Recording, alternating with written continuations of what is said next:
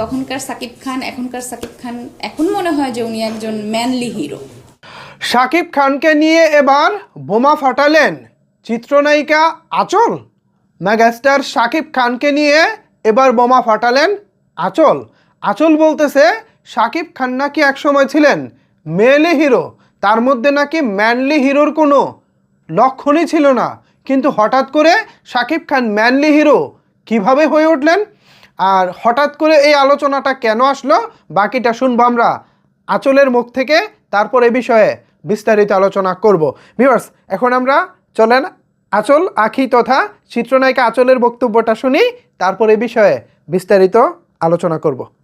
উনি যতগুলো সিনেমা বাংলাদেশে করেছিলেন, হ্যাঁ অনেক সুপার হিট সিনেমা আছে বাংলাদেশে, কিন্তু নিজেকে ওরকম ভাবে প্রেজেন্ট করা, নিজেকে সুন্দর একজন পুরুষ হিসেবে প্রেজেন্ট করা, আমার কাছে মনে হয় যে উনি কলকাতার প্রথম যে সিনেমাটা করেছিলেন শিকারি, আমার কাছে মনে হয় হ্যাঁ শিকারি সিনেমা থেকে নিজেকে ভেঙেছে। এবং তখনকার সাকিব খান এখনকার সাকিব খান এখন মনে হয় যে উনি একজন ম্যানলি হিরো।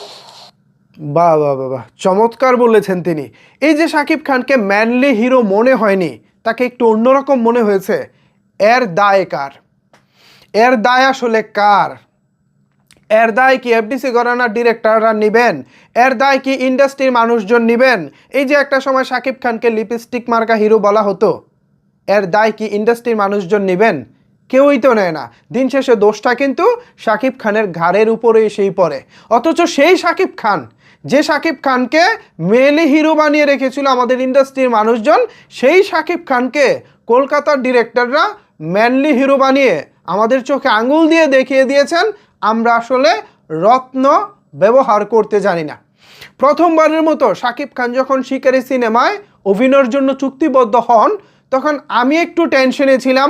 তখন দেবজিৎ, সোহম, অঙ্কুশ এরা দারুণ দারুণ কাজ করতেছে কলকাতায়। ঠিক সেই সময় আমাদের শাকিব খান কলকাতায় যাবেন এবং সেখানে কি করবেন এটা নিয়ে আমি একটু টেনশনে ছিলাম সত্যি কথা বলতে। বাট যখন হারাবো তোকে নিয়ে শিকারি সিনেমার প্রথম গানটা রিলিজ পায়, এরপর তো চারিদিকে হইচই পড়ে যায়। এরপর যখন আসে টিজার, ট্রেলার, সব কিছু, সর্বোপরি ঈদে মুক্তি পায় শিকারি, চারিদিকে আলোচনার তুঙ্গে, সব কিছুকে ছাপিয়ে শাকিব খান সবাইকে দেখালেন নতুন চমক, নতুন শাকিব খানকে। সত্যি এই শিকারি দেখার পর নতুন করে অনেকেই আবার শাকিব খানের ভক্ত হয়েছেন, যারা এখনও শাকিব খানের সিনেমা নিয়মিত হলে গিয়ে দেখেন। সো শিকারি সিনেমা শাকিব খানের জন্য কতটা গুরুত্বপূর্ণ ছিল এটা 2025 সালে এসে আমি উপলব্ধি করতে পারি। কারণ তখন যদি শাকিব খান শিকারি না করতেন, তিনি যদি কোনো কারণে শিকারিটাকে হাতছাড়া করতেন, বিশ্বাস করেন ভাই, শাকিব খান 2020 সাল পর্যন্ত ইন্ডাস্ট্রিতে টিকে থাকতে পারতো কিনা সন্দেহ আছে। পাশাপাশি আমাদের চলচ্চিত্র 2020 সাল পর্যন্ত থাকতো কিনা এটা নিয়েও সন্দেহ।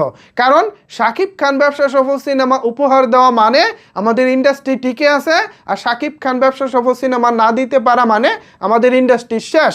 সো এই যে শাকিব খানকে বাজেভাবে ব্যবহার করতে করতে করতে করতে আমাদের ইন্ডাস্ট্রির ডিরেক্টর একেবারে বাদের খাতায় নিয়ে গিয়েছিল, সেখান থেকে যে শাকিব খান ওভারকাম করেছেন, এর সাফল্য একমাত্র ওই শিকারীকেই দিতে হবে, এটাই এখানে উল্লেখ করেছেন আঁচল আঁখি।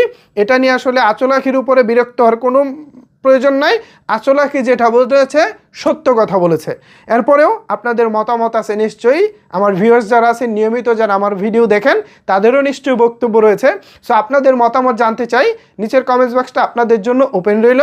ধন্যবাদ সবাইকে এতক্ষণ আমার সাথে থাকার জন্য।